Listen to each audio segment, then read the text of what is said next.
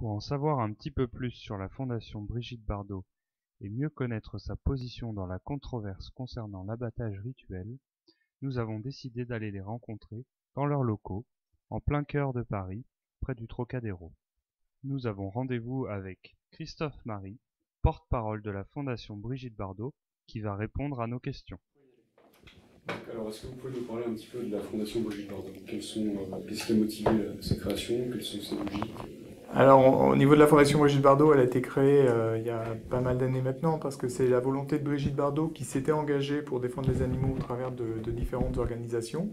Et comme elle a voulu mettre totalement sa vie au service des animaux, elle a créé cette structure destinée à combattre l'exploitation animale, que ce soit pour les animaux de ferme, les animaux sauvages en France et à l'étranger.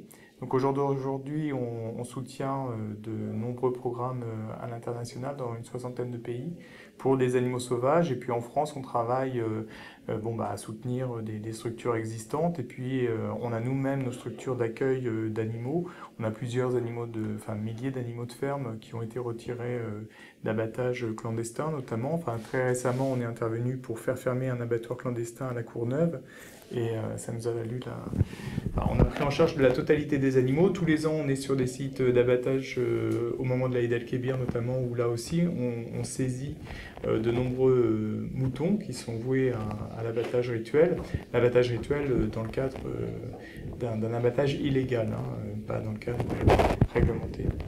D'accord, donc quelles sont vos actions, vos types d'actions? Qu'est-ce que vous faites concrètement?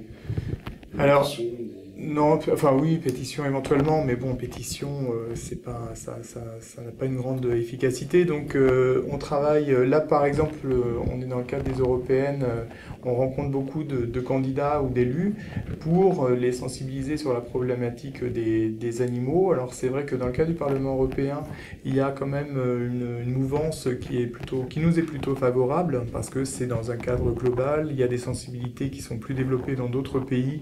Alors, les élus français se mettent un petit peu à niveau et toutes les avancées qu'on a pu obtenir dans le domaine de la protection animale ces 20 ou 30 dernières années sont dues à des règlements européens. Donc là, dans ce cadre-là, effectivement, c'est de rencontrer des élus, c'est de pouvoir étudier des propositions ou des directives pour pouvoir y amener des amendements et faire en sorte que la protection animale soit prise en compte. Sinon, d'autres manières concrètes, c'est effectivement soutenir directement des programmes de sauvegarde d'animaux sauvages notamment. On a beaucoup de structures d'accueil d'animaux et de soins, de primates notamment en Afrique. On aide aussi des organisations comme Sea Shepherd, qui est une organisation d'intervention de terrain, enfin de terrain en mer en l'occurrence, contre de la pêche ou de la chasse illégale sur des baleines ou sur d'autres espèces marines. Là, on a financé un trimaran qui est le trimaran Brigitte Bardot. D'ailleurs, c'est le t-shirt officiel. Quels sont vos liens avec les partis politiques? Est-ce que vous seriez par exemple prêt à soutenir un parti politique qui va dans votre sens? Non. On a totalement une volonté, et puis c'est pas qu'une volonté, c'est statutaire, de ne pas soutenir un parti quel qu'il soit, même un parti animaux.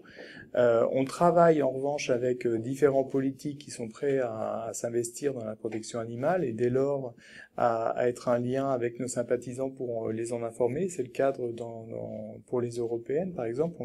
On a rencontré pas mal de députés, on a réalisé un petit clip dans lequel des députés se sont exprimés pour cette campagne et pour la défense des animaux. Mais la Fondation Brigitte Bardot est totalement apolitique. On est reconnu d'utilité publique, ce qui implique aussi une présence dans le conseil d'administration des ministères de l'Agriculture, de l'Intérieur et de l'Écologie. Donc un suivi très rigoureux et très strict des activités, de l'utilisation des fonds et puis évidemment de veiller à ce qu'il n'y ait pas de dérive pour soutenir quelques partis que ce soit.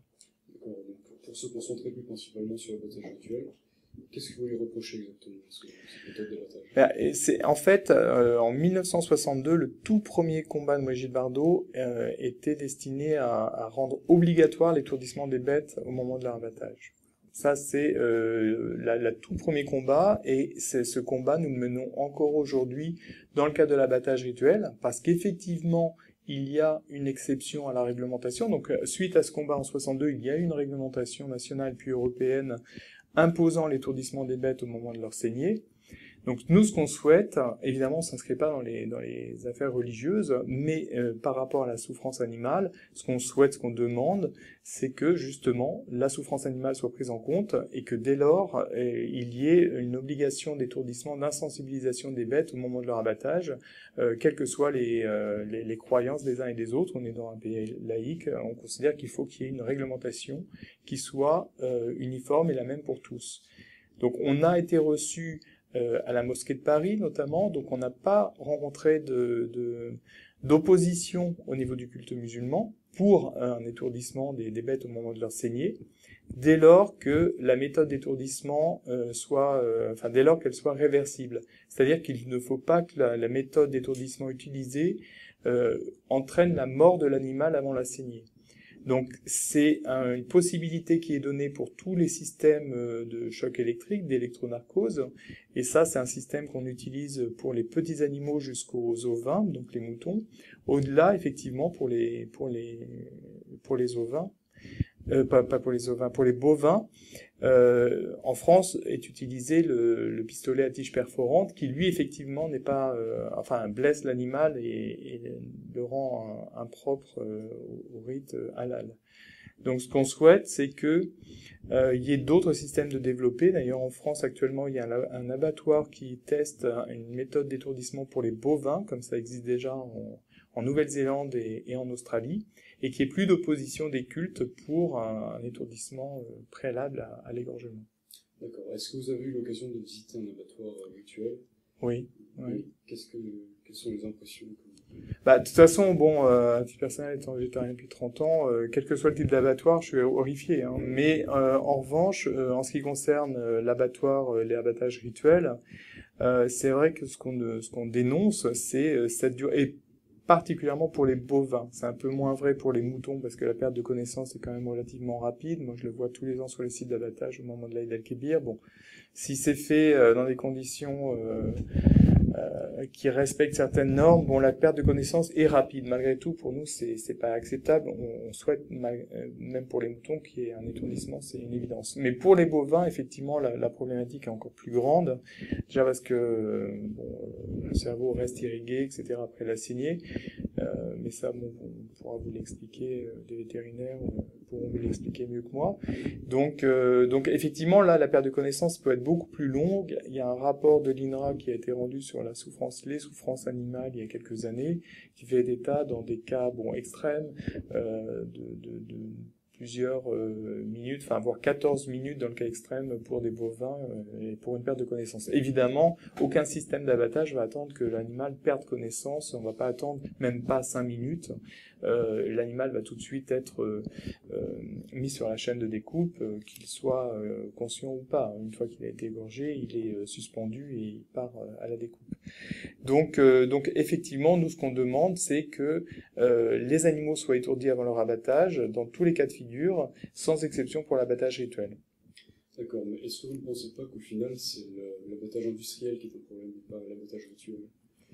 En fait, on a eu beaucoup de réunions de travail sur cette question. Ce qui pose problème et le blocage, l'opposition qu'on rencontre, c'est pas tant au niveau des cultes, à part le culte juif qui s'y oppose totalement, mais c'est surtout les abattoirs, puisque là, comme actuellement, il n'y a pas de traçabilité possible, puisque les viandes issues de ce type d'abattage qui sortent du circuit halal kasher, non certifié, ne font pas l'objet d'un étiquetage particulier. Donc, pour les abattoirs, c'est tout bénéfice de faire un abattage rituel, de couvrir les secteurs certifiés, donc halal kasher, et tout le reste qui part d'un circuit classique. Comme il n'y a pas d'étiquetage et qu'il n'y a pas de volonté d'étiqueter, tous les gouvernements successifs, c'est pas du tout lié au dernier, ça les encourage à développer ce type d'abattage, et c'est pour ça qu'on est arrivé à une situation très préoccupante, puisqu'il y a de plus en plus d'abattage qui est fait sans étourdissement préalable. Et d'ailleurs, les projets d'abattoirs en France ne visent, à ma connaissance, que des abattoirs halal. D'accord. Et généralement, quelles sont les réactions des autorités religieuses ou des abattoirs ? Des autorités religieuses, on a de très bons contacts. Brigitte Bardot s'est entretenue encore la semaine dernière avec Dalil Boubaker, qui est le président du Conseil français du culte musulman. Il nous a toujours soutenus dans cette action, ce qui peut paraître un peu étonnant, mais en l'occurrence c'est vrai. Et en revanche, les politiques ont effectivement plus de crainte. C'est un sujet sensible, donc effectivement ils veulent pas s'y engager. Ce qui est quand même dommage parce que justement, quand on parle d'attaquer un groupe ou des croyances, etc., c'est pas du tout l'objet. Encore une fois, on en revient, nous, à 1962, on est exactement dans la même lignée. Nous, ce qu'on voit, c'est la souffrance animale. Le reste, ça sort de nos compétences et de nos intérêts.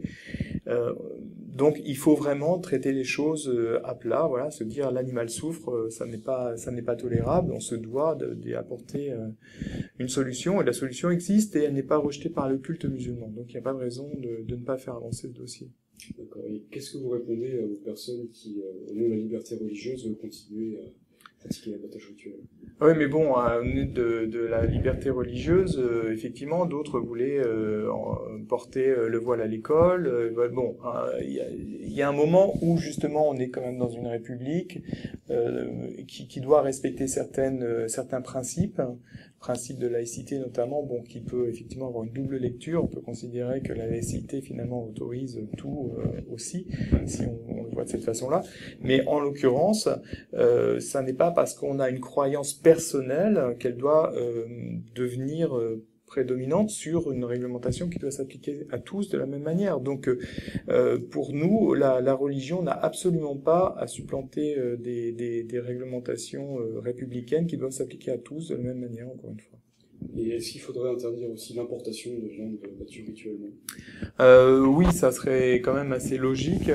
Ça serait un peu compliqué pour le culte, pour la viande cachère, parce qu'effectivement, les cas où il y a une interdiction d'abattage rituel, ça s'est transformé par une importation des viandes cachères, mais pas pour le halal, parce que pour le halal, on peut avoir des accords au niveau des abattoirs et avec les autorités musulmanes pour certifier une viande provenant d'un animal étourdi, le certifier à halal quand même. C'est ce qui se passe pour toutes les viandes qui partent au Moyen-Orient en provenance d'Australie ou Nouvelle-Zélande où les animaux sont étourdis. C'est ce qui se passe en France dans certains abattoirs. Déjà toute la volaille en France certifiée halal est étourdie. Donc ça, il y a des possibilités. Mais effectivement, pour la viande cachère, ça a comme répercussion obligé de faire une importation de viande d'animaux abattus de cette manière. Pour nous, ça serait quand même déjà un premier pas important. Est-ce qu'il y a d'autres raisons de motivation pour interdire l'abattage rituel que la souffrance animale? Est-ce que, par exemple, le problème de financement des cultes? Le financement des cultes, non, ça rentre pas dans nos préoccupations. C'est un problème malgré tout, effectivement, qui est pas négligeable. Moi, je suis végétarien, donc le problème se pose pas pour moi. Mais si je devais consommer de la viande et étant athée, en plus j'aurais aucune envie que ce soit financé quel culte que ce soit, même catholique ou n'importe quoi. Donc effectivement, je peux comprendre que pour un consommateur, cette démarche-là compte. Mais c'est vrai que c'est pas notre préoccupation. D'accord. Est-ce qu'il y a, selon vous, une différence dans la qualité et dans l'hygiène entre une viande qui a été abattue de manière rituelle et une viande qui a été abattue de manière traditionnelle? L'hygiène, oui, puisqu'il y a des déversements au niveau du collier de l'animal, de substances qui peuvent être néfastes. Enfin là, on a une explication dans le manuel de vétérinaire qui explique justement ce phénomène-là. Pour le reste, en fait, c'est aussi un petit peu le paradoxe, c'est que finalement, quelle que soit la filière d'élevage, il y a des éleveurs qui tentent de faire les choses proprement et qui, au final, se rendent compte que leurs bêtes partent dans ce type d'abattoir, parce qu'il y a, je vais pas dire qu'il n'y a plus que ça en France, mais il y a des zones où il n'y a pas d'autre possibilité comme en Île-de-France que d'envoyer des bêtes vers un abattoir qui pratique l'égorgement sans étourdissement préalable. Donc c'est aussi un problème qui se pose pour les éleveurs. Nous, on a beaucoup d'éleveurs qui aujourd'hui sont absolument scandalisés de se rendre compte que leurs bêtes partent se faire égorger à vif dans ces conditions, alors que ils ont pu, notamment pour les vaches laitières qu'on garde plusieurs années dans des exploitations passion, bon, il peut y avoir un attachement. Donc il y a ce problème-là aussi qui se pose, indépendamment de la qualité de la viande, c'est que toutes les filières sont visées et qu'il n'y a pas une filière qui est protégée de ce type d'abattage. D'accord. Est-ce que pour vous, l'étiquetage serait déjà une... L'étiquetage, c'est le minimum du minimum. Nous, ce qu'on souhaite, c'est l'étourdissement, mais à défaut, effectivement, le minimum du minimum resterait un étiquetage pour une démarche de traçabilité, démarche de transparence pour le consommateur. On ne comprend pas que cette traçabilité, cette transparence soient refusées, parce qu'encore une fois, là pour le coup, on parle pas du tout du consommateur musulman ou juif, qui lui a cette traçabilité, cette transparence avec une certification halal de cachère qui existe, mais c'est pour tous les autres consommateurs, eux n'ont pas le droit à cette transparence. C'est quand même une aberration. Donc, quand on parle de discrimination, parce que bon, ça c'est toujours facile pour arrêter le débat, on nous dit que c'est une discrimination pour envers un tel ou un tel, sauf que là, en l'occurrence, ceux qui sont mis de côté, c'est tous les consommateurs lambda qui n'ont pas le droit à cette transparence. Et il y a eu une volonté jusqu'à présent gouvernementale, notamment du précédent gouvernement, de s'opposer très fermement à l'étiquetage. C'était le cas par Brice Hortefeux notamment, et plus encore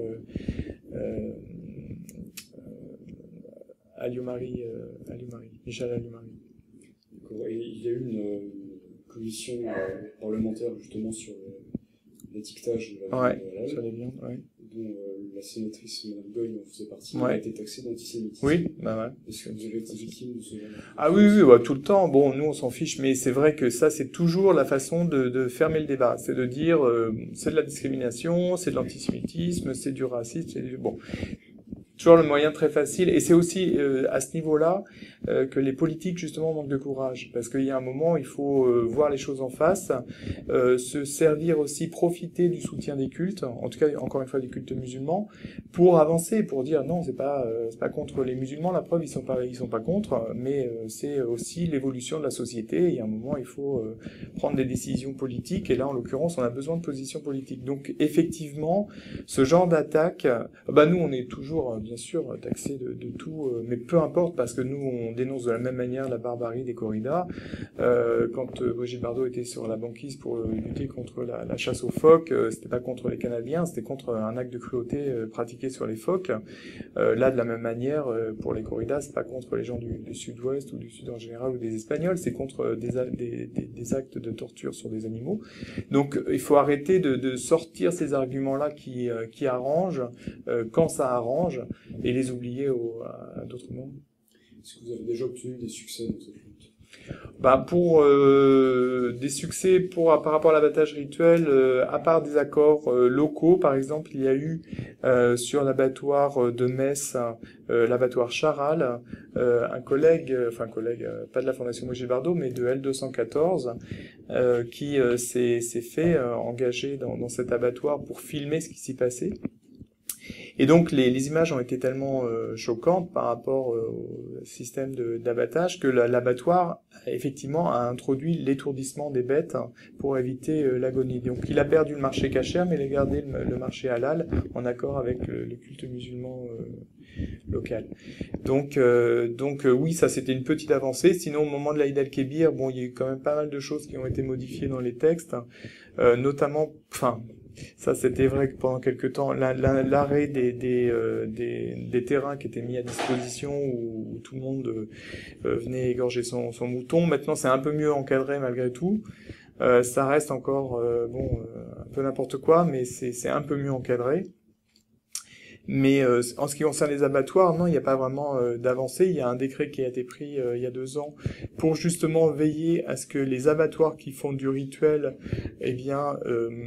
répondent à une commande qui soit passée pour justement être distribuée dans des certifications halal ou cachère, et pas que ce soit simplement une commande comme ça pour le marché lambda. Donc il y a une volonté plus ou moins d'encadrer, mais enfin la volonté elle n'est pas venue toute seule. Déjà c'est parce qu'on a mis beaucoup de pression et qu'il y a eu aussi des rappels à l'ordre par la Commission européenne. On a saisi la Commission européenne à de très nombreuses reprises sur des dérives observées en France, justement sur cette généralisation de l'abattage rituel et aussi sur l'autre volet, l'Aïd el-Kébir, où effectivement les municipalités, dans un premier temps les municipalités puis les préfectures, mettaient à disposition de terrain, en laissant faire tout et n'importe quoi sur ces terrains, et des abattages qui pour le coup étaient assimilables à des abattages clandestins. Donc, le Danemark a pris une décision il y a quelques jours sur justement l'abattage rituel. Est-ce que vous pensez que c'est une bonne solution? Est-ce qu'ils vont dans le bon sens? Alors ils vont tout à fait dans le bon sens, et en plus c'est un très bon exemple parce que le ministre de l'Agriculture qui a été nommé en décembre 2013 seulement, donc il y a très peu de temps, il était, je le connais un petit peu, il était président de l'intergroupe pour la protection animale au sein du Parlement européen. Donc c'était quelqu'un qui effectivement était assez sensible à cette problématique-là. Et donc il est arrivé, il lui a fallu 3 mois pour prendre la décision et la mettre en application dans son pays. Donc ça montre que quand il y a véritablement une volonté politique d'aboutir à un résultat, eh bien quand la volonté est là, le résultat peut être là, mais c'est rarement le cas. Donc ça va dans le bon sens. C'est pas le seul, hein, au niveau de l'Union européenne, il y en a très peu. Il y a d'ailleurs la Suède également, la Norvège hors Union, la Suisse évidemment hors Union aussi, mais il y a quelques pays qui ont pris des dispositions nationales déjà, et encore une fois des grands pays producteurs comme l'Australie ou la Nouvelle-Zélande qui pour le coup alimentent beaucoup de marchés du Moyen-Orient, imposent aussi l'étourdissement préalable dans tous les cas de figure.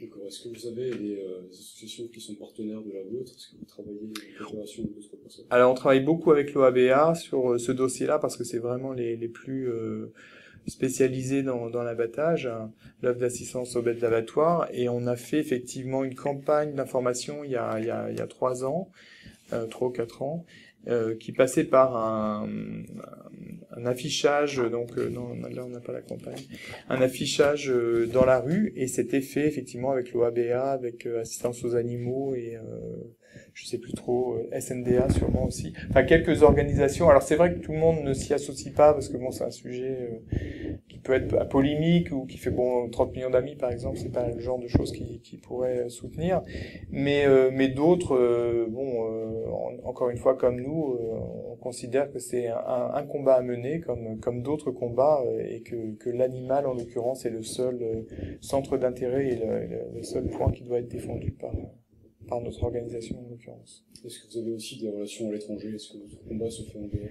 Alors, on est membre de l'intergroupe, enfin pas de l'intergroupe, mais d'Eurogroup for Animals, qui est une coalition européenne sur les associations de défense des animaux dans chaque État membre. Et donc, dans ce cadre-là, effectivement, l'abattage rituel fait partie des sujets abordés. Il y a eu une possibilité lors du règlement abattage, donc c'était 2010, d'introduire un étourdissement obligatoire, enfin de retirer l'exception prévue. Mais alors la France a fait un blocage terrible à ce niveau-là, et c'est notamment là où je parlais de Michèle Alliot-Marie, qui elle en avait fait, elle avait pris des engagements au dîner du CRIF, hein, c'était le bon endroit pour ça, donc pour dire que la protection animale ne devait pas avoir d'incidence sur le respect du culte.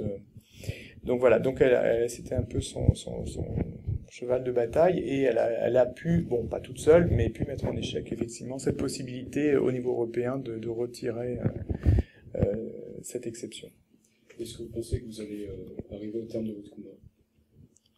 On y arrivera forcément, mais quand, je sais pas, mais on y arrivera forcément parce que ça fait partie aussi de l'évolution naturelle des choses. Il y a un moment où des actes de cruauté qui peuvent être évités doivent l'être, hein, tout simplement, parce que là il y a des possibilités de faire autrement. Il y a plein de textes, notamment encore une fois des autorités musulmanes, qui montrent qu'il n'y a pas d'opposition. Donc on comprend pas pourquoi on n'a pas déjà réglé le problème depuis longtemps. Est-ce que ce serait pas aussi un problème de manque d'information de la population? Oui, probablement, parce que c'est aussi pour ça que l'étiquetage peut être une bonne chose, parce que même si ça répond pas à nos attentes totalement, effectivement, s'il y a un étiquetage et si pour le coup on a cette possibilité aussi de communiquer plus directement auprès des consommateurs, leur dire voilà, bon ben sachez que quand il est indiqué que l'animal n'a pas été étourdi, voilà ce qui se passe, faites un autre choix. Là, effectivement, ça va sûrement avoir des conséquences directes sur les abattoirs qui vont peut-être un peu moins défendre le tout abattage rituel comme ils le font actuellement et pourraient à la limite défendre l'autre système qui est d'étourdir les animaux et les cultes, je pense, suivront. Donc effectivement, c'est un secteur économique où il faut que la bascule se fasse et elle pourra se faire avec une meilleure information du public. Mais ce qui est difficile, hein, puisque nous, la campagne qu'on a voulu mettre en place, enfin qu'on a faite au niveau de l'affichage, tout était refusé. Enfin, il fallait pas d'image choc, fallait pas dire halal ni kasher, enfin, fallait rien dire, quoi. Donc, en gros, c'est effectivement un peu compliqué de communiquer sur le sujet. Est-ce que vous subissez des pressions économiques, des pressions politiques? Oui, mais alors ça, nous, on a la chance à la Fondation Bardot d'avoir une présidente qui en conseil d'administration, face au ministère de l'Intérieur ou de l'Agriculture, leur dit ces quatre vérités et il y a absolument... alors on le paiera peut-être un jour, hein, mais pour le moment, ça n'a aucune incidence sur nos façons de faire. De la même manière qu'on intervient contre des corridas. Enfin, moi, j'ai sauté plusieurs fois dans des arènes pour j'ai ça. Bon, évidemment, on a des procédés, machin, tout. Mais bon, on ira au bout parce que c'est c'est notre combat et on le mènera. Et les pressions, oui, bien sûr, il y en a, une sorte d'intimidation, etc. Mais peu importe.